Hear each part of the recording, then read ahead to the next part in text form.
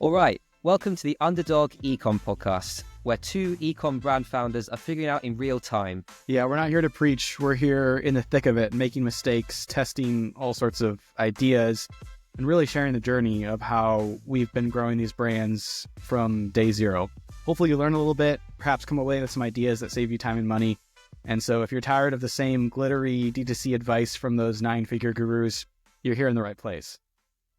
Let's get into it. So we're here on episode 2 of the Underdog Ecom podcast, and today we want to talk about what I think is sort of an epidemic in the e-commerce brand space, Shopify apps, or just apps in general, and all the different tools and software that we sometimes are guilty of deeming as must-haves or super necessary to run our brands. And I've been very guilty of this in the past. I definitely fell for the shiny object syndrome. I've been involved with the D2C Twitter space over the years, just kind of sharing my journey and connecting with other people. And a lot of times, having not done this before, not run a brand, I fell prey to thinking that there's a lot of ideas out there that apply to my brand. And it was all from a place of wanting to grow the brand, wanting to do things the right way. But I just didn't know that a lot of the tips and tricks and, different strategies out there weren't applicable to my brand that was tiny. Like some of the things that ashamedly I did when I was a brand making, like 4 to 5 figures a month or less, a couple $100s a month. It was foolish. And so I think this is something that's very important to me. And I want to hopefully help other folks out there that are building brands and say, stop it. So kind of, like I said, I feel like it's kind of an app epidemic in some ways. Like a lot of the strategies that you hear on the big time podcasts are more for 9-figure brands, 8-figure brands, 7-figure brands even, don't necessarily apply from day zero. I think there's several. Focus is really important when you're running a brand, and there's only a few things that you should really focus on from day zero, namely acquisition, probably through Facebook ads, for example. Like you don't need to be optimizing your post-purchase conversion rate to move that incremental revenue a tiny amount because you're only getting X amount of orders. It doesn't make sense to focus on that. So what we thought we would do is we wrote down all of the apps we have installed. So we're going to be fully transparent here and super honest. It's the Underdog Ecom podcast. There's no fluff, no shilling. We're here to talk about the real stuff. And we came up with a list of all the apps that we've got installed. It's kind of eye-opening, right, Jack? You thought it was eye-opening. Absolutely. I think also it's just one thing I thought was when I was writing these apps down, I was thinking like, oh my God, like when was the last time I went into that app? Was it last week? No, it was probably 3 weeks ago. And then I started to realize like one of the things also is just time. Like when you have even if these apps can move the needle, we're small brands, a lot of time like single operators or got some freelancers involved, but like there's just not the time and the resources to like make the most of some of this software. And some of this software is pricey and it gets pricey over time as well. You don't realize it sneaks up on you. So like it really was an eye opener for me. And I think a lot of other brands out there have got a similar thing. Other friends in ecom who sometimes they show me kind of what they're using. I think like, how are you actually using that on a day-to-day basis? Or is it just like flying under the radar like a lot of this stuff does? So yeah, I'm really excited to see what apps we can kill in and really just bring that Shopify bill down. That's what I want. Yeah, that's great. I think what you mentioned about time is really key, and that's been something I've been working on over the last year's focus. I think that a lot of these apps, they're great, like after sell for post-purchase upsells, for example. Like there's a lot of really good things out there, and it makes sense. Like they can, generate more revenue, but you're splintering your focus, and it's kind of like you only have the X amount of hours to focus on building the brand. What should be the primary drivers of revenue? What are the biggest gas pedals to push? And that's not necessarily a lot of these like auxiliary sort of things. I mean, I remember installing Social Snowball a couple of years ago before they had their big like revamp, kind of when it was super bootstrappy and very low key, and like the UI was not very good. They've improved it a ton.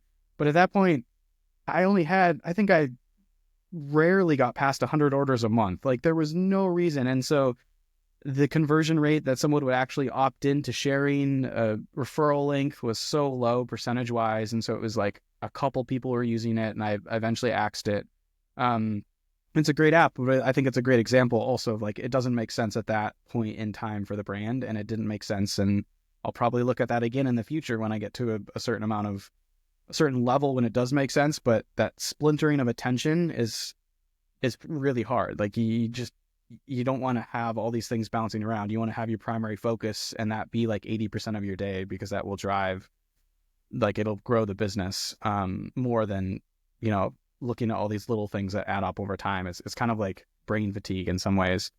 Yeah, and I think we're not like dumping on any of these apps. Like some of them are like awesome. Like and that's why Yeah. we're like that's why you get into this like Yeah. you get into this like stream of just like downloading things that you think are gonna make a big difference and setting them all up, and the time you spend setting them up as well at the beginning, and they're Mm-hmm. awesome. There's some amazing app operators out there that are doing some really cool Mm-hmm. things. And I think you and I also get to know some of these people, like some of the founders of these apps, and we kind of build a Yeah. relationship with them, which makes it even harder as well, because we're like kind of on board with what they're trying to do.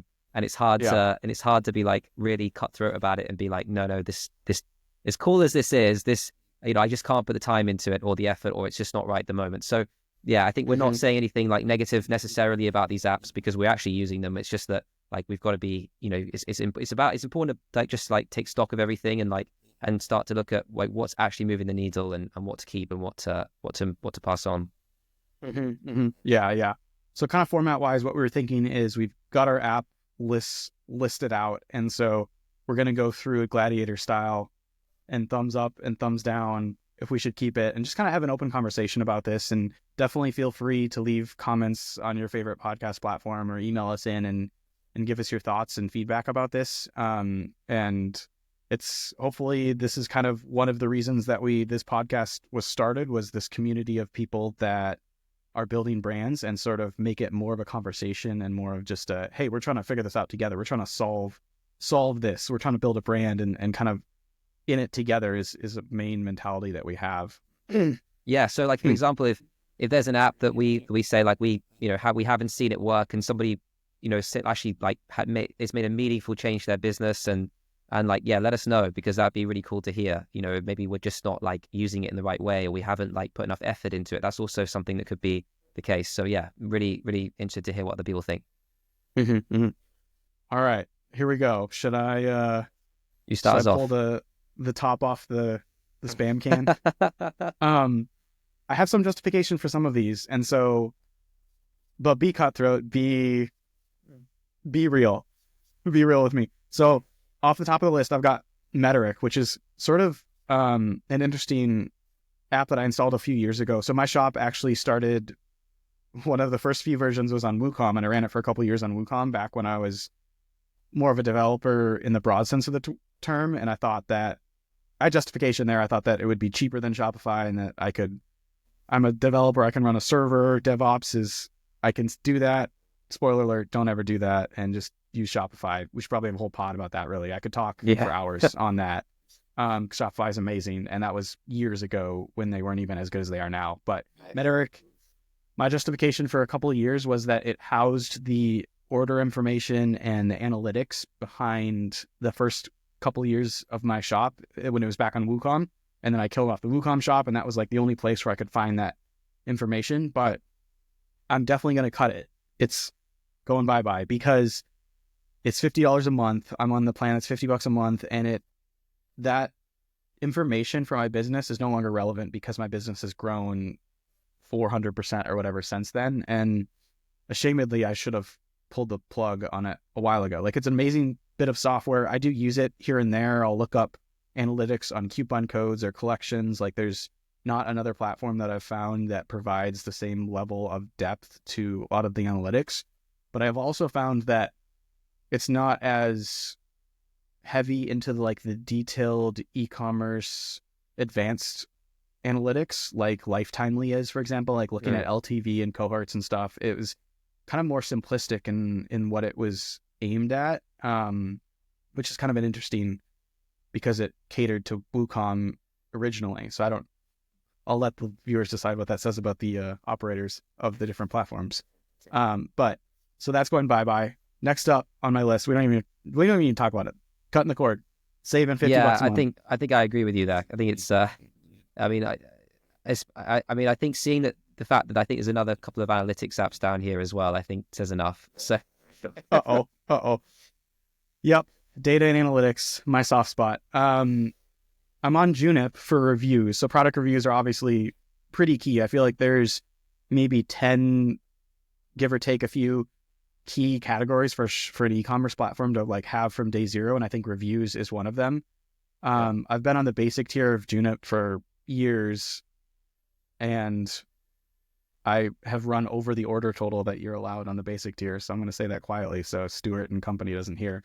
But they have an awesome platform. I love Junip. I've used it for a long time. It's fantastic. It has huge features to it. I'm only paying $20 a month, but I've also been honestly very tempted to move to Judge Me just based on their business model of having a free tier and a flat pricing tier. And I don't love, and I know Junip actually is rolling out a new tier pricing soon. I saw like a beta flag in their software, and it seems like that might actually be like the unlimited order version of pricing that Judge Me sort of forced upon the industry, which is awesome to see, because looking at some of the pricing for review platforms like Junip, I think is on the more affordable side, but some of those like Okendo and stuff like that, if you have a big shop, it's crazy the amount of money that you'd spend on that.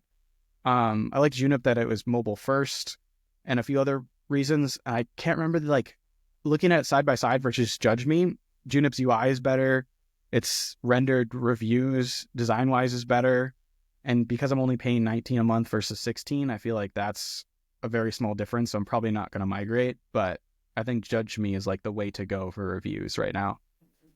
yeah, that's really interesting. I think actually that's a really good price for reviews, because like I've used Akendo, I've used Judge Me, I've used what else? I've used Yotpo, right? And like some of these are like charging ridiculous amounts once you start hitting a certain order volume. And it's one of those things where I just feel like there's going to be a big reckoning among review apps in general, especially with people like Judge Me offering like 95, if not like 99% of the features. And it's like, and that's why all these review apps decide to bundle in other things into their, like, you know, Yotpo going with email, with SMS, with all this stuff. Because I just think with reviews generally, there's this big reckoning happening where it's just like, it's just crazy to be spending more. And I think we fall for this trap with it as well, where it's like there's certain features like syndicating to Google your reviews for like Google Shopping, and it's like they want you to pay like literally like almost $100 more a month for just that sometimes. It drives me insane, honestly. I actually think you're paying a really good price for that. And yeah, Judge Me is always really tempting. I think they're doing an amazing job, and I think as they're only going to get better as well. So yeah, there are some other things where I think where some like email platforms are starting to merge reviews, and there's some like questions about whether that's easier just because you've got it all in one place. You can show your reviews in your email, but then of course you kind of bound to them for life sort of thing. So I don't know. Yeah, I think you're right about like the reckoning coming for apps, and hopefully we do start to see that needle move in that direction of unlimited and like low pricing. What is Carrie from ComSlayer, formerly Lifetimely, says like good but not bad or something, or cheap but not bad. And I love that. And I love that we're moving in that direction, hopefully with more apps, because the next two on my list are the opposite of that. Postscript, I'm looking at my bills, and SMS is expensive. My list is not big for SMS, and I think I've got 700 subscribers on there, and I like SMS a lot, and I think that my audience does like it as well, like my customers. But I'm paying like $200-300 a month. I'm on the free tier, paying for usage. When I analyzed it versus a paid tier where there's less pricing per usage, probably 6+ months ago, it made more sense to be in the free tier. So I built a little calculator spreadsheet actually, and so I should go back in there and see if I should start paying for the monthly plan to see if that overall net cost to me is lower. But I don't know, $200-300 a month for SMS adds up. It does. Out of interest, like a slight side note here, but like, what are you actually using SMS for? Is it like, are you using it like on specific like sale occasions, and it's like big surges in pricing and then it goes down, or do you find it's quite consistent month to month in terms of what your spend is? Yeah, it's fairly consistent when I looked at the invoices in that like $150 to maybe $300 a month range. And generally what I'm using it for is it's sort of auxiliary to email. Like in a lot of ways, there's probably, and I've actually been doing this actively over the last month or two. I've been using it very sparingly. Like maybe once a week I'll text out an update, but I used it similar to email where it was kind of a lot of product restocks or sale alerts. And I see it as more of an intimate channel. And I think a lot of my customers use it, but I've definitely noticed that at least attribution wise, it doesn't, there's some texts that I send out that don't get any sales, which not every text is supposed to be a huge driver in sales revenue wise, but also it's expensive. So I'm actively trying to use it less basically at the end of the day. Yeah, that's kind of how I move with SMS a little bit. It's just kind of like obviously Black Friday, stuff like that, using it. I think I've done a little bit where I've used it with some like an abandoned cart thing, but maybe just like one SMS abandoned cart where they've already received emails and nothing's happened. It's like a last ditch sort of thing. But like, yeah, I think it's one of those things where you just have to find the right balance with it. And I think Postscript is a tough one as well, because I think in terms of SMS, they're doing the most in terms of like trying to make it like a, doing some really innovative things in SMS, but I think it is pretty expensive. So I'm like this on that. We'll see. Klaviyo is the big boy. I call him Big K. So Big K is really expensive. I don't have a big list. I've got maybe 10,000 profiles, maybe like 5,000 engaged or something like that. I actually didn't use Big K for many, many years. And I was using the Underdog in the ESP space, probably that you've never heard of. It's called Drip. And they're pretty awesome. It was a cool platform, beautiful UI. I liked the colors and it was cheaper. And I basically held on to them for too long. I should have switched over to Klaviyo or something else a couple of years ago. I only switched last summer. So I'm keeping it, but it's painful and it's so expensive. Yeah.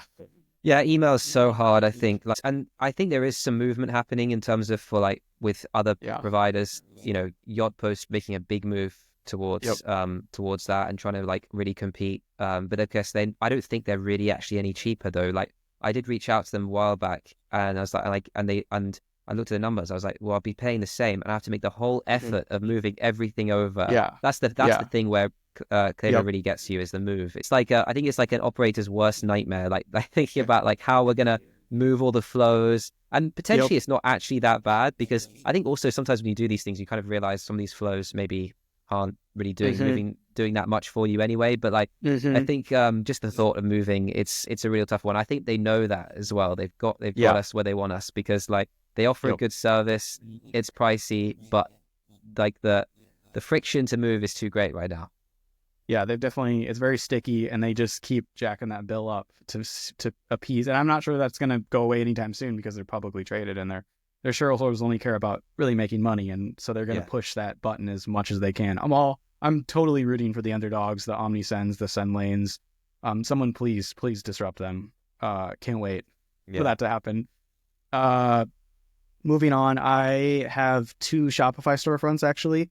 I have a B2B storefront that is all my wholesale, and I think it's awesome. It's $20 a month, so it is a cost, but I think it has driven, it's like 40% of my yearly revenue is from that storefront basically. And so I think it's a huge revenue driver, and it is way easier to use for my B2B people. And I built it specifically to cater to them and their needs, and have built out features specifically that they would use rather than D2C. And I think it's too much. I split it off from the D2C storefront in Shopify, because it was sort of wrecking the analytics of it, because it's such a different, type of business, and I wanted to cater the site directly to them, and it was too gnarly to try and do that in one. So I'm keeping it. But yeah, it's an interesting one, I think, because this is like a perfect example, I think, of where like for your business case, that $20 a month is just like 1,000% ROI. But then for us, for example, like I had that at some point, and it was nice for some retailers to buy through us like that. But I mean, like, maybe this is bad implementation on my side. We had like a couple of customers who were like, we had a product that went out of stock, and so they then went, like, we hadn't taken it out of stock on the B2B side yet, and so they literally went over there and started like buying the product there, obviously at a discount as well, and or not even like, not well, we did like the price gating and everything, so they had to log in, but they found some way around it, and so I just felt like, I think if you've got a massive B2B side, which you do, And Yeah. I think it makes a lot of sense. I think other brands can get away with like just sending like checkout links to Yeah. you Yeah. know, to B2B customers, or fair Yep. invoicing, Yep. invoicing regularly through there, and then just Yep. discounting the inventory in Shopify. But like I think it's a perfect example of like a business case scenario for you. Yeah. That makes a lot of sense. Actually, so the inventory thing is a perfect segue into my next app, which is Trunk, and I use that to sync up inventory between the two different Ah, Shopify stores. So it's also $20 a month, which increases, I think it's maybe 30 actually. But my total cost for that wholesale B2B side is about 50 a month. Which you're right, the ROI is totally there in terms of driving revenue. So I'm keeping that. I'm going to move on quick because I got a lot of apps here to go through. yeah. Bundles app is what I use for mystery items, which are fairly popular on my site, as well as bundling when Shopify's native bundle app that's free, which is great, doesn't work because of SKU limitations typically. So being apparel, that's my brand. T-shirt SKUs, you have one T-shirt, 6 SKUs for the different sizes, and so you're not really able to do bundles through the native Shopify app very easily. I can't do like 3 T-shirts, for example. I can do like 2 T-shirts and maybe like 1 or 2 other items that has very low variant count. And so I've been using the bundle apps, and it's 14 a month, so I think the value is there. Yeah, I would say so. Yeah, that makes sense. Yeah. For post-purchase surveys, which I've found really useful for tracking sort of attribution, but also just overall sentiment. And I ask a question, for example, like what people want to see from me in the future. So that helps me with product development and knowing if they see me, for example, in a wholesale store like REI, that is also really helpful. So I have K&O for that. I forgot to look up the cost for that. I think I'm on like it might be a secret, their like starter plan or something that I got into a couple of years ago. Shout out Jeremiah. Um, but I'm on that. I'm going to keep it for now. I think it's a couple hundred a year, but it's worth it, I think, to have that data and information. At that level, I think 100%. I came across somebody the other day who was like similar order volume to me. He was paying like 130 or 40 a month for no Whoa. commerce, and I was like, wow. I think that's that. You know that you need to have That's a like look at into like the email. That's yeah, like email expensive, and email drives a lot of revenue. So that's like you kind of have to keep that in mind with a lot of these items. yeah. Hmm. Next up on my list is Stockist, which is a page on my website that people can find the retailers that carry my products. It's $10 a month, so it's pretty inexpensive. But I've had this on my list of items to replace either in custom code or find a cheaper alternative or something, because it's $10 a month. But I do find that a lot of customers come and are like, "Hey, where can I buy in person?" I had someone email in that this morning actually about that, so it's pretty useful. I didn't look at web traffic, but I imagine it gets a good amount of hits, and $10 a month is probably worth it in terms of cost. I mean, that's one thing is like a lot of these apps are $10 a month maybe or something like that, pretty inexpensive, but that can add up over time. So yeah, I'm like in between on it. Yeah, I haven't used that app, but I mean, that's the thing. I think sometimes they like, even though it's a small amount, it's always tough because they add up on like in volume. But yeah, Yeah. Next up on my list is Rebuy, and I was actually going to pull up to see if I have my invoices for Rebuy, but Rebuy powers a lot of the cross-selling on my website, and I don't use it for post-purchase. I use after sell for that, but it's pretty useful for cross-selling. I feel like the ROI might not be there, so I'm going to it's on my list of apps to kill because it's also it's a performance hit, and it's just another thing to manage in some ways. And I know that there's native ways to do cross-selling via Shopify search and discovery app. yeah, and you don't use their cart, right? You use another cart. Correct. Yeah. So, Yeah, I mean, that's a big reason to use it would be the cart. yeah. I was gonna say like that's one. I mean, not saying why most people use it. I think the cross selling is good, but I used Rebuy for a while. Like I think, and one month they billed me like $300, and I was like, Wow. oh my god, because they Wow. should, because they incentivize you to use it all over the site. And the more you use it, the more Yeah. they charge you. So yeah, Yeah. I yeah, I agree. I just checked on some of my invoices and it's like 20 to 40 a month, and I'm pretty sure okay, I'm on like a legacy billing yeah, usage plan, yeah, it must which is be. nice. Uh, Moving on, Design Packs it's a great app, but it's also on my kill list because it's really nice. It lets you like add in little custom sections all over the site and that sort of thing. Great developers behind it, but it's 17 a month. It adds up, and it's just like another. I don't use it that often, and I feel like the places I use it, I could probably just replace with custom code myself or hire someone to do it, or just not have that section. Like that's fine. It doesn't have to be perfect, and I think that's part of my issue with all these apps is having a perfectionist streak and wanting to have like the perfect website or whatever, which is not the most important thing to be focused on. So design packs, bye. Sorry. Yeah, I'm gonna give it that one as well. I've used it before, but I just think like, especially you as your custom, you could easily build some of that stuff. So yeah, Easily. I mean, it all takes time, but yeah. time. Yeah, Time. Checkout Links is a really cool app that I've talked a lot with Dennis, the developer, on over the years. And it's one of those where he talked about like great app, great developer, have a good relationship with him, giving him lots of feedback. I use it a fair amount for flash sales and testing offers. Not as much as I probably should for definitely I know I could use it more. And I actually use it for pre-orders on a product just because it was easier to set up than my website. So I sold like 200 hoodies via Checkout Links link, and it's $9 a month, and I may or may not have a special legacy plan that you can't get anymore. confirmed you do. Thanks, Dennis. Next on my list, I'm keeping it for now. Live Recover. This is sort of an interesting one. I feel like we could probably debate several of these for hours, but this is basically an automated cart abandonment text message that goes out, and it's manned by humans, not bots, and presumably like oversees some very low cost of living area, and they basically respond to customers. And if anyone puts in their SMS number into checkout and hasn't opted into like PostScript SMS, for example, I feel like it's a gray area, but they basically text out and say like, hey, saw you are buying stuff, you want a discount? And it converts fairly well. It also helps raise issues with like coupons or website. And so I try and go in there every month and browse to see what conversations are longer than like 2 messages and figure out if there's pain points or just like know what customers are dealing with. It is $50 a month, and there's also usage. So it's more than $50 a month. So I'm kind of like, but it's automated. So it's like, probably ROI there. Yeah, it's a tough one, especially with like the customer service stuff. I think it is good that you're kind of picking up on stuff, like especially with like codes. There's always a problem with codes, aren't there? So yeah. Yeah, that's true. It's true. After sell, I think I'm on a free plan, and it's revenue driving. It's a post-purchase upsell. I'm going to say keep. Yeah. I'm going to run through these. This is going to be, because I feel like we're like, people are probably sick of hearing me. I want to hear Jack. Fondue. Bye. It was complicated in the flows and this was one that splintered my brain space a lot more than it should have.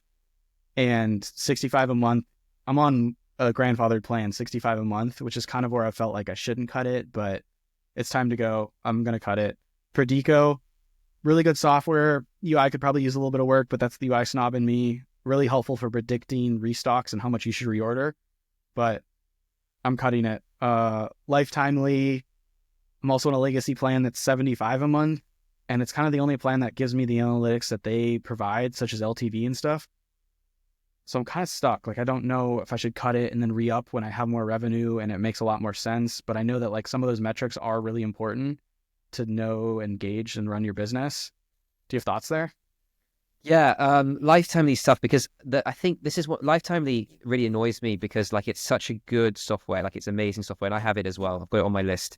But it's one of those things where like historical data is really important, and they charge you for that. And of course, like even when you're not necessarily using it like day in, day out, you almost want to be paid for it, so that should you need it to figure something out next week, next month, it's there. You've got the data there. Yeah. And it's really a tough one. I mean, like, I just wish it was a better price, honestly. That's what it comes down to. It's a great software. Like it really does help, but it's just like, I just find it frustrating that they're charging that much when, especially for like pretty much the lower plans don't make much sense, because most of the metrics you actually want aren't there. So yeah, I just think they need to revise their plans.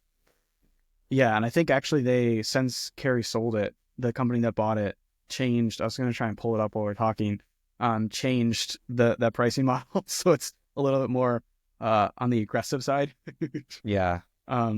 These things add up. Wow, that's a tough one. So moving on, I've got order editing, the app. I think it's free for me because I've been using it for a long time, since like the early days of it. And so it is really helpful, and I found it reduces customer service tickets quite a bit because people want to add in a coupon or change a product in their cart, that sort of thing. And so I'm gonna keep it based on that. Discount Kit is a really good discounting software that I know, sort of talked with the founder of the app dev, and I think it says $99 a month, but I don't think I'm paying that. I think I'm on like a special plan, possibly, to be honest. And so I need to check on that, but it's probably going to be a kill because for promos, like I don't run into that situations where I need the super advanced promos. And I've sort of overcomplicated sales and promos in the past, and I think that that's not necessarily the right move for a brand of my size where I'm at. It's like that brain splintering I was talking about, not necessary. Yeah. Starter is also an app that I was kind of like testing for the dev that I'm going to kill. I don't think I'm paying for it, but it's just like another brain space thing. Seemed like an interesting app. Upstackified is for, what's the acronym? CAPI, I think. Basically helps sync up Facebook ads, the Meta platform, and Shopify and customers a lot more. $50 a month is what I'm paying for the base plan, and I think the ROI is there. I've got some A/B testing software that I don't use as much. I can't remember how to say this. Heuristic Commerce, but great founder, like good software, but it's also like just in my brain space, and I got to get rid of it. And Genie is some pretty sweet software where I've worked with them closely as they've developed the platform since the beta days. It's inventory management, which is really important for like how many SKUs I have and how complicated it gets. So it's not cheap. It's $300 a year, which I guess kind of is on a cheaper side per month. So I'm going to keep it, but I'm like, it's expensive. And then lastly, I got two more. So Alia for pop-ups, the pop-up tool that everyone's using since AMP sold out, and I'm paying $50 a month. I think I got another deal there. I think it's worth it. I've seen my opt-in rates. I've tested. I know that you can build a lot of the pop-ups similar to what it's doing in Klaviyo, and I know that the opt-in rates is a number that you can sort of play with on the back end. Like maybe they're not excluding the same amount of opted-in customers that Klaviyo is. I think that's one thing that Amped was kind of doing that people revealed, but they also had a lot of dark magic behind the scenes. And so it's $50 a month. My opt-in rate, I've only been using it a month. My opt-in rate went from like 2% with Klaviyo, even though I was testing a few different things and trying it, to about 8%. And so I'm going to keep rolling with it because that pays for itself in terms of customers getting into the email flows. So I'm keeping it. And then my last one that I was going to talk about was Help Scout is the customer service platform that I used. I tried Gorgeous, but their pricing model is outrageous and not necessary, especially for my brand. And I switched to Help Scout, and I love Help Scout, and their UI is really good. I'm also on a legacy platform where I pay per people instead of per ticket because it's expensive right now because I've got 3 people in there. So it's $75 a month for me. And it's my VA, it's my shipping person who sometimes needs to check on things, and it's me. And I might cut out the shipping person and just add some more friction there where she'll have to contact me to look up something in it. But I'm hesitant to switch. I've been looking at CommSlayer and testing CommSlayer. It's free. It looks pretty awesome. They've done a ton of good work on it.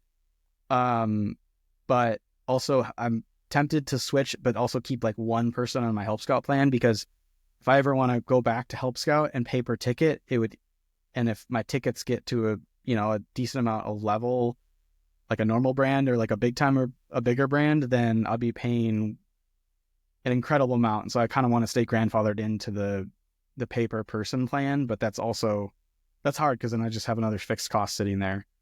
It's hard to know. Yes, that was your shipping person. Like they use it for like when a customer's just like their items lost or whatever. Yeah, if they get like a return in, or they need to look up like what happened on a certain order, they're kind of edge cases. I at one point was training my shipping person actually on doing CX, but I don't think that's going to work out as much as I would have thought or liked. She seems to like and enjoy the shipping part of it better. And so I might just remove her from that to save a little bit, because that does add up. But yeah. Yeah, I mean, this is very different for like a lot of e-commerce brands. Well, I don't know if it is actually. Maybe it isn't. but like we have like basically doing it ourselves, fulfillment, in terms of the fact that we have somebody who we just like, we have like a storage unit. We have Yeah. somebody we pay to do Yeah. the In-house. in-house. Yeah. Um, Yeah. and I think that's something actually is interesting discussion for maybe another day, is like the whole like 3PL side of things. Like, is it worth it? Yeah. Especially when you're like you're our size, like how, but I do sympathize, because like, my guy who I've got doing the shipping, is great in a lot of ways, but like not good with like getting with like software, or getting him onto like our, customer service platform, or like having him respond to like, or like forwarding him tickets that are to do with like shipping out a product. So Mm-hmm. yeah, that's a tough one. Mm-hmm. Yeah, it's like one of those sunk cost fallacies in some ways, where it's like, oh, but in a future state, it might save me tons of money if I stay on the unlimited plan. Essentially, is what it is. But those are all. I think those are 90% of my Shopify apps, and then there's unlimited other things like accounting and HR software and stuff. But we don't have 17 hours for me to No. go into all that, and I want to hear from Jack. So I'm going to shut up and let's see what you got. Yeah. Okay. So I mean, there's some that are definitely similar. Like, so starting off with like checkout links, I'm on the $49 a month plan, and I think I was given a deal on that as well. So I think but yeah, I mean, like I use it quite a bit How for often like, do you use it? Yeah. Okay. well, not enough. That's the thing, right? So, this is just Yeah. story of our lives. Yep. Sounds Yep. good, but are we actually using it? Yeah, like I think that's part of the issue, is like I'm not using it enough, but I have used it for some interesting things, like with banned checkout emails. I've like had like Oh almost a yeah. landing page with like an offer Sick. on all the different products, and so like if I just know like I've almost lost that customer, I got it as like a last resort, especially like first time purchase customers, where I send them to a landing page with checkout links where they already know everything about the product. So it's like, you choose what you want. Here's a deal, Mm-hmm. like a free gift with your Mm-hmm. order or something. It doesn't have to be a discount, because they do free gifts as well. I think it's a Mm-hmm. really sleek piece of software, and it's really cool, and Mm-hmm. it'd be hard to let go of. And I also have chatted quite a lot with it's David, right? Is David as Dennis, I well? think is his Dennis. There we name. are, Dennis. So I've Yeah, chatted a bit I'm with pretty sure. Dennis. Yeah, Sorry, you're right. Dennis, if it's not Dennis. No, it is Dennis. You're right. Yeah. So I've chatted a bit with him. But anyway, so tough one. I think I'm going to keep it for now. I might move down though. Maybe the problem is I actually feel like I use the landing pages more for some reason for these sort of things. And that's you need to spend more for that. Okay, so the landing pages are going away soon. Just a side note that I may or may not have secret information on. Oh, really? Yeah, talk to Dennis if you're using them, because there's basically some limitations with the dev environment stuff that he's got, and he is considering axing the checkout pages, which I use the landing pages. I use the landing pages way more than the checkout, because I build basically like buy two, get one free offer kind of things. Yeah. And I put everything into the upsells, and they add them to their cart. And it seems like a way more optimized user experience for the customer, rather than having to go to like the whole shebang kind of thing. That's interesting. I'll chat to him about that. Okay, yeah. So the next one, so I'm going to keep it for now, but maybe Dennis is going to tell me something, and I'm going to have to say goodbye. Sorry, Dennis. We'll see what happens. So I use Tolstoy. I think maybe you do as well. I'm pretty sure you do as well. Me too. Yeah, I forgot that. I've been using them literally since I think they first came out, and I've never stopped using them. Same. So I'm on like a $10 a month plan. Same. Even though so I'm not getting rid of them, especially when I've seen like video wise is like in the hundreds, like 100 and something a month. I'm just like, I know other brands that are spending like well over 100 a month on video wise. I'm just like, I don't care if it's better. Like I'm not paying that, so I'm happy to keep Tolstoy. Lifetimely, I'm actually paying $49 a month at the moment. I don't know why, but again, it's one of those things where like I use it for specific things, to figure out specific things. Like LTV, trying to figure out whether ads, whether really making any money on my ads, which is most of the time the answer is no. Yeah. But do you use it for attribution? Do you know, I've looked at attribution. Okay. It seems I have got it there, and I've looked at it a few times, and I kind of feel like it. I don't know if maybe they're underreporting, and maybe that's a good thing. But it doesn't. Numbers don't look great on their attribution, I have to say. Funny. Okay. I use Upcart. Oh, sorry. So I use Upcart for cart drawer. And I've been thinking about this one because Upcart is a really good app in terms of like showing offers on the cart, being like show upsells. But I've been like thinking about this for a while. I've been thinking like, I don't think from like a speed perspective, it can be good having two carts. Like I know like technically they like block the other cart so that they slide out but I just feel like, would it be better not just to like beef up the cart we have on our theme, get a developer and pay them a one-time fee to like maybe add a few elements to the cart so that we can actually just have much of the functionality. Because I don't even know if the AI upsells are all that great. I think like there's a lot of times it's like if with our products we'd be like, well, if you buy collection A, let's recommend collection B, sort of thing. It's quite a lot of time that's what customers are looking for anyway, because with our bags. So I kind of feel like the AI side of things is probably not that useful, and a lot of the stuff could be just coded into our cart anyway. So I'm kind of thinking about axing them, even though I do think they're a good app. I have thoughts Yeah. there. I think that carts are such a powerful revenue driver for any brand. I actually use their cart as well, and I think it's free, so that's why I didn't mention it for me. I don't know what's going on there. I need to check on that. But Okay. I think their cart is one of the best ones out there, and it's easy to use. It's not super, like, it's not a big performant hit. I think you're right, though. Like, your train of thought is right there, because your business is a little bit, is kind of a lot different than mine in terms of products and merchandising. And like for you, it might be a lot easier to be like, you buy a bag, here's a cleaning kit or something like that, like an easier cross-sell, upsell. And that doesn't need a super complicated, like advanced cart kind of thing. You could probably pay a couple $100s and have a dev build that out. But it's like, then it might be more hard coded. You might not have as much customization, but it also like, how often are you customizing it? So it's hard to say. Like, I think that the value is there. Like I'm probably like more keep it kind of thing with Upcart, because it's a pretty solid app, and it's pretty affordable in terms of price. Yeah, it's not that expensive, and like compare it to Rebuy, it's on the level Rebuy, so that's definitely definitely the case. I also use Alia for the pop-ups. I'm on $50 a month as well, and it's one of those things where like they gave me like 6 months of $50 up, and that 6 month is up, but they haven't said anything to me yet, so I'm just kind of like hoping. Don't tell them. Yeah. Well, yeah, I mean, likely it is they're not listening to this, so it's fine. But maybe in future episodes. But they're it's a really good app in terms of, I like the A/B testing. I think A/B testing. I mean, you could do A/B testing in Klaviyo and all this sort of stuff as well. But I just feel like it is pretty way easier in Alia. It's way easier. Yeah, and again, I think you made a really good point about it being inflated in terms of the numbers. Yeah. Yeah, it's inflated in terms of like they're showing the pop-up way more times than Klaviyo does. Klaviyo, you can exclude all your actual subscribers from it. I don't think you can do the same thing with Alia. So I think it definitely, I think it is inflated to an extent, because I have seen repeat customers try and use it. But I do think it's a great overall app. So yeah, going to the next one, Abra. I'm actually not paying for this, but they have an awesome app. I think Abra Promotions, I think they're building out some really interesting integrations, and they do it quickly as well. Like I wanted to with Alia, for example, I wanted it so we have a free gift. So they have a free gift. So Alia has like all these really cool things. If you don't know what they do, like in terms of they have like they can slash out the prices just with a discount code. So dynamic pricing. They have widgets. So if you do a free gift, they'll see it in the cart. They'll see it on the product. So basically, by having a discount code, you can have specific people see different offers throughout your site, which is great.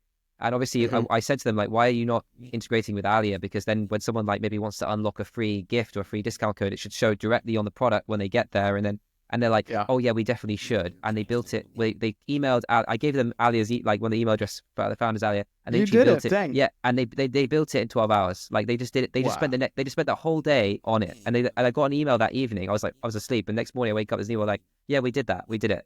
And it was like awesome. That's amazing. I love that about the Shopify community though. I think that's really cool. Yeah. So Daniel cool and team are awesome. I've got their app too. I didn't mention it. I think I'm also maybe on a free tier, but super good devs, like super interesting, good product. I need to pick your brain about how to integrate with Alia, because I couldn't figure that out for some reason.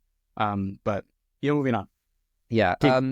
Next one is Quiz Kit, which is like, or Presidio Quiz, I think their name is actually. They're just like a product recommendations quiz. There's tons of them out there. I used to use Octane. I thought they were really expensive. I moved to Presidio. I'm paying $69 a month for them. We have a lot of customers use our quizzes. I integrate with Klaviyo so we can show the products they got in their quiz and emails. I think it's a good app, but I just think, again, I do wonder whether there's cheaper options out there. I think there's one called Lantern, which is pretty cheap. There's a few other ones that are out there that are pretty cheap. They're not always quite as slick looking, but again, it's one of those things like, do customers really care? I don't know. I think and do you need the best kind of thing? Do you need the best? I mean, like if it's achieving 90% of the same results. So Yeah. Yeah, I'm on the fence about that one. I think it's more the effort of like moving to another Yeah. quiz and setting up another quiz. But I think generally I could probably you could definitely save some money there. So yeah. Yeah. Man, I just looked at Octane and usage. I hate usage pricing. It's so annoying because it's like your Yeah. server space doesn't cost you that much per incremental user. And I thought Octane was cheap, and I'm wrong. Yeah, it is. It is great, and it's got more and more expensive over time. I think they've like have Mm-hmm. VC funding and everything. Anytime an app has VC funding, their pricing just goes out the window. Um, Yeah. yeah, Boo. I just recently installed Notify Me back in stock notifications because it's just this time of year where we're restocking all our products, and I don't want to lose out on potential customers. So like I'm paying it really annoys me, this app though, because yeah. Dude, For listeners, Klaviyo, he's you can giving do me a big this. thumb down. Yeah, so Yeah, again. sorry. I guess there's some listeners and not viewers, but you can do this in Klaviyo. I'll show you how after. You can replace this app, Oh, basically. oh, seriously? Well, then I have to get rid of this app because what annoyed me the most is that they don't integrate with Klaviyo unless you're on their premium plan, and like that's the only Mm, reason I would use this yeah, app. So if Klaviyo has it, I'm literally so happy to say goodbye to that. perfect, perfect. That's great. That's made my day. I this is an interesting one. Win-win returns. So I don't know if you like in November, December Wait, time, Shopify came out. is final loop Finaloop? Wait, what's final loop? You skipped one. Sorry, I meant Final Loop. Okay, Final the Loop, software. like the Yeah, accounting. I skipped that out because because it goes down with like accounting and all that sort of stuff. But like yeah, I am paying yeah. for Final Loop with accounting, Gotcha, so that's a gotcha. good point. But on the next one is win-win returns, and like in like November, December time, Shopify had like they started like build out their or they released the fact they're building out their customer APIs. accounts features. Oh, yeah, yeah, yeah, And yeah. so win-win returns is interesting because like I was sick of paying for returns apps. I even with Redo, they were kind of annoying me a little bit, Redo, because they stopped because I'm based in London for people who don't know, and but a lot of like Canchas, my business is in the US. So a lot of the Mm-hmm. operations in the US, we do still have customers in the UK and Europe and stuff. And what happens is it's like Redo basically gave up on offering returns outside the US, and they didn't even tell me. So I just started notice Oh, like jeez. returns weren't going through, and I was like, "What's happening?" Oh, And they're like, "Oh, yeah, it's yeah, when it's the UK, the customer has to do their own label." And I was like, "But the whole point was that the label yeah. was done through Redo. Like it's all really simple. Obviously it's way too expensive for them to have to deal with, and they just rather not." So like, what I Yep. ended up doing is just doing self-serve returns through. We have a low return rate anyway, so I was like, "Why am I paying for this stuff?" So Mm-hmm. but that being said, I found this app really interesting called Win-Win Returns, and they're like a couple of guys in Canada who they basically incentivize customers with like cashback or stuff to like keep their item. I tried it out for a little while. I think it's one of those apps where like for a big brand it probably is really cool, but like for us, and they work in the customer in the like they work with self-serve returns, so it shows up in the customer portal. But like in any case, we just don't have enough returns to make this worth it. So I Mm-hmm. think that's have to go, unfortunately, even though they're really nice guys. Hmm. Interesting. Yeah. And then I don't use after sale, I use resell, Okay. 14.99 a month. I think a lot of these post purchase offers like apps are fairly similar, in my Mm-hmm. opinion. So Mm-hmm. I'm happy to shop around and find that there's something cheaper, but it seems pretty good. Mm-hmm. Um, we use an app called Mm-hmm. Fast Bundle for our bundling. I did use Shopify bundles for a while and it's free, but just got a good deal with them at the moment. And they offer like a lot of our bags are modular, so they have different accessories attached onto them and stuff. So that the bundling is like a Mm-hmm. massive, for us specifically, massive feature. Like customers Mm-hmm. be able to like build their bundle, choose different accessories for their bags and stuff like that. So I'm pretty happy with them. I'm always wondering about how like some of these apps, especially bundling apps, probably a load of JavaScript and stuff slowing down your site. But I just think that's probably one of those things that's worth it. We get, Mm-hmm. makes a big difference, the bundling side of things. Yeah, Um, makes sense. I don't have a wholesale side for that site anymore, but I do have like a wholesale page where we have like, I use a thing called Powerful Form Builder, and it like allows me to take down loads of different details about potential wholesale customers, and it just feeds into Slack. And I just find it's $9 a month, find it quite easy. Um, Mm-hmm. so I'm keeping them for now. But I know that Shopify has their own forms feature as well, so it might be that I don't Mm-hmm. really need that. Or even like Google Forms, or like you could go more bootstrappy and like not Definitely, pay tally.so, I think Tally has is some good. like pretty good free tier. Yeah. Okay, the Embed next it. Like one. just go Oh, ahead. sorry. Yeah. Yeah. I was gonna say the next one is Social Snowball, and I've written ouch next to this one because it really hurts that I'm still subscribed to, because of the fact that like I just hate. I think all the other affiliate apps are really annoying because I hate codes being leaked online. That's the main reason Yeah. like I've got Social Snowball, because I hate codes being leaked online, and I just don't want to have to deal with that.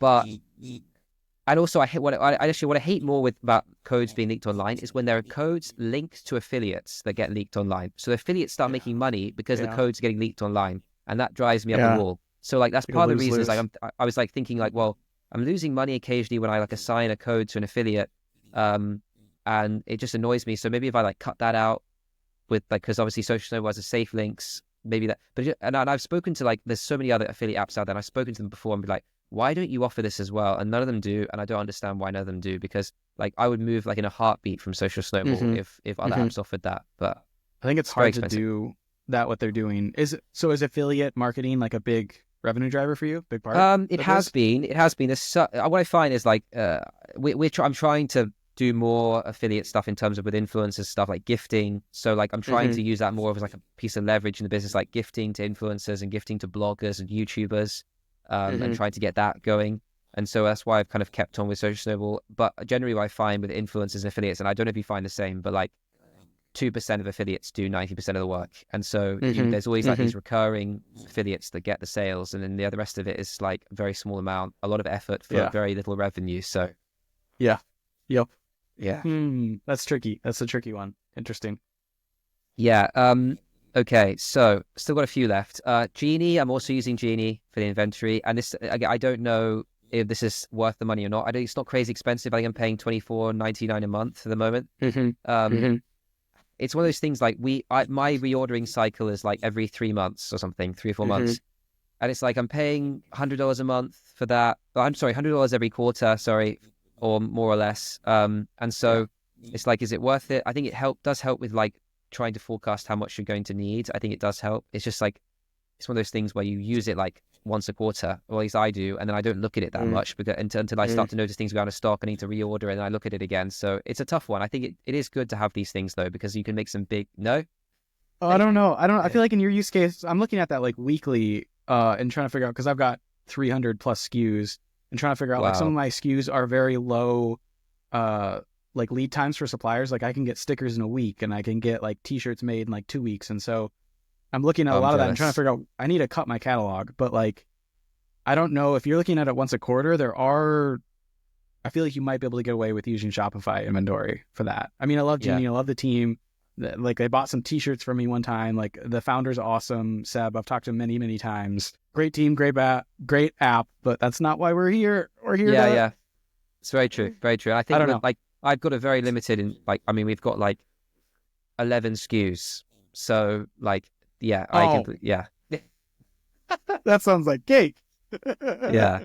Yeah, yeah. Fun. Very expensive SKUs, but 11 SKUs. Yeah. Yeah. Okay.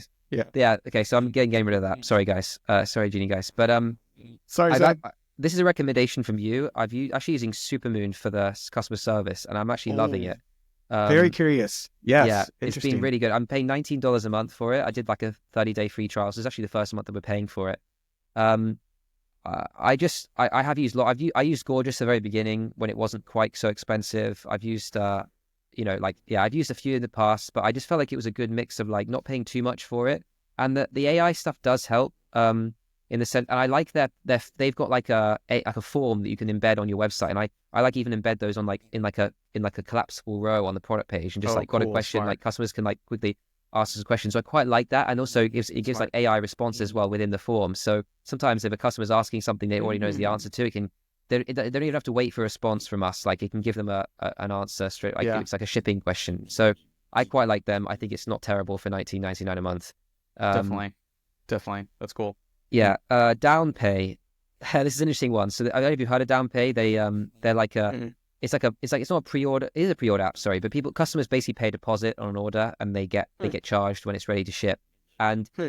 I did this during Black Friday because we just sold out of everything, and I was like, Mhm. I can't I can't deal with like not having stuff in stock. So I was like, well, Yeah. and the customers were asking like, I got suddenly started getting loads of customers saying like, can I order this now at the Black Friday price, even if you haven't got it in stock, and you just ship it to me when it's available? Because they want it so badly at the Black Friday price. So I just didn't know what to do. So I was like, why don't so I just downloaded this app after hearing about it. And it was really good from the perspective, like we got loads more orders. So I think it did like have a good ROI. It's also been an absolute customer service nightmare because we've now got like hundreds of bags that we have to, or like, we have to like figure out when they're going to ship and all this sort of stuff. And it's so for customers, I think pre-orders in general are a nightmare from a customer service perspective. You can never get them right as much as you try. Like you're going to disappoint some people. So I think it's had a good ROI, 100%. but it's also added a few lines to my face for sure.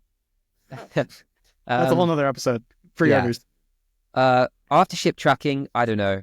Don't know what your take is on this, whether it's really any use or not, having a good tracking, like order tracking feature. I feel like for our size, I don't know. Like Wonderment's been awesome. I feel like I've been tempted by the shiny object that Wonderment is and their team and stuff like that. And I've watched it for a while. Similar, I think, basically app, but like, I just don't think it's that necessary. I feel like it's like one of those like 1% to 3% increment drivers in terms of revenue, maybe. Like if people are really delighted by their tracking and page, or they see other products on their tracking page, because sometimes they have cross sell. So I'm kind of like in the camp of like probably kill it. Yeah. I think you're right. I also use Upstackify. I think this is a good app in terms of like I've been using it since middle last year, early last year.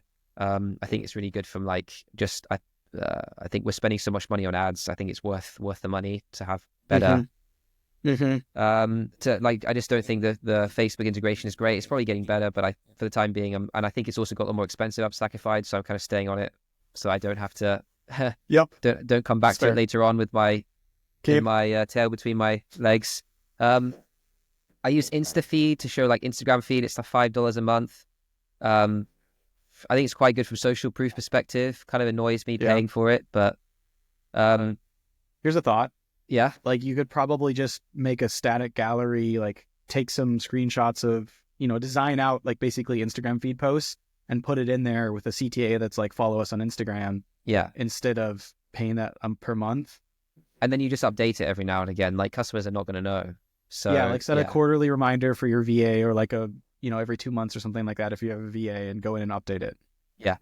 Yeah, exactly. And again, I think this stuff just slows down the site as well. It's like another piece of like script in there. Definitely. Yeah. It's got to hit an API. It's got to return the data. Yep. Yeah. Klaviyo, I'm using Klaviyo for email and SMS. I'm paying less than you are. I've got a smaller list. I'm actually paying 150 now because they put their prices up. So I put down 130 on here. I think it's like 150 now. SMS, I'm only paying $15 a month because I'm using it sparingly. But that being said, I say $15 a month. Like that's the base plan, and Black Friday was definitely more expensive than that. Because I'm using it in different flows. Like I'm not using it that much day to day, and then I use it for those type of moments. So I don't know if that's the right. I'm actually doing my reviews through Klaviyo now as well, and it's like $25 a month, and it's been really good in the sense of like being able to display reviews on email, send review requests via email. But I just don't like the idea of being stuck to Klaviyo. In terms of like if I ever wanted to move, I've now got to move email, SMS, and reviews, which just sounds like a headache. The beast has you snared. Yeah, they certainly does. Yeah. It's got its claws in you. I'm in the Klaviyo ecosystem if that exists. Yeah. Yeah. So I don't use design packs, but I use that one called Product Blocks. Have you heard of that one? No, I maybe. I don't know. Again, this is probably a waste of money because I could probably code this out. Yeah. But I think it's like it's cool. Like they got like connected products. So like if you have like a larger size of a different product entirely, you can actually connect them, and then customers can like click between them, and it almost feels like it's like a variant, but it's actually two different products. They've got different interesting. Yeah. As a dev, you're probably just like that's easy to sort out. Why are you paying for that? You could do product. You could add a meta field to your product that links to another product, and then you could render that on the page.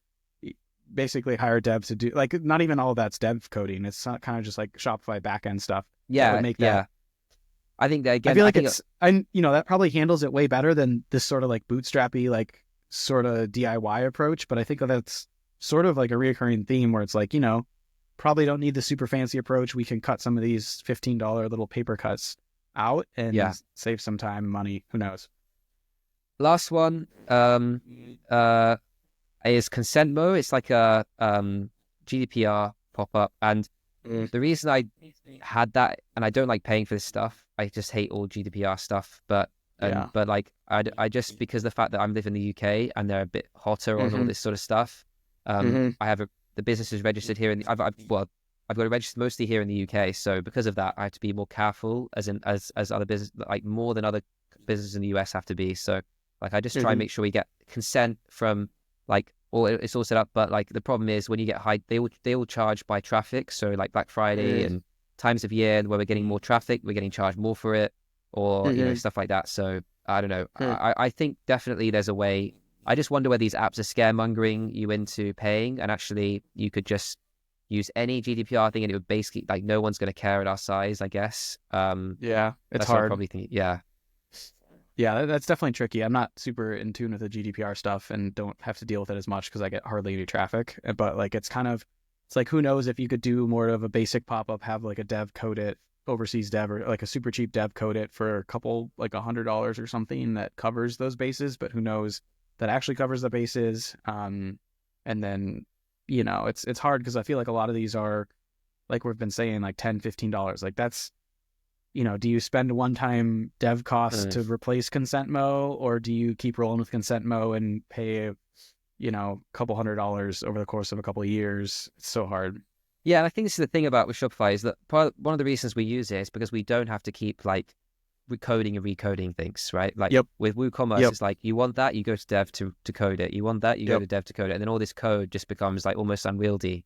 So like I understand it's a tough one. I think you just have to pick your poison, I guess, but also like make sure you choose things that are really having a big impact on the business when it comes to apps and this. I think one thing, I mean, we started this with a conversation with this as well, is there's so much happening with the apps now where there's these really good versions of like the more expensive apps out there that are popping up that are just so much cheaper and offer most of the functionality. So I think there's a good opportunity to reduce costs as well if you shop around. Yeah, I think that's the biggest takeaway is kind of like, you don't need, and this is what I need to repeat to myself because I'm guilty of it for sure and have been and been getting better, but it's still a battle where it's like, David, I don't need the perfect solution. Like I don't need the top shelf, like super fancy, this is the best to solve everything in this certain edge case. I might not even need like an app to plug that hole. It might not be necessary. But if I do, I don't necessarily need the super fancy like gold tier status thing. It's probably not necessary. It's really interesting. Like I love Shopify. There's so many apps out there. It's really cool that you can plug and play so many different things. You can solve anything with the Shopify app, it feels like, but also I think as operators, like we need to be very in tune with what cost comes with that, not necessarily financial, but just brain cost, and like be hyper vigilant focused on the goal of running the business and generating profitable revenue and acquiring customers and those sorts of things that are more core to it than having to manage all the little things, basically. 100%. It's really interesting. 100%.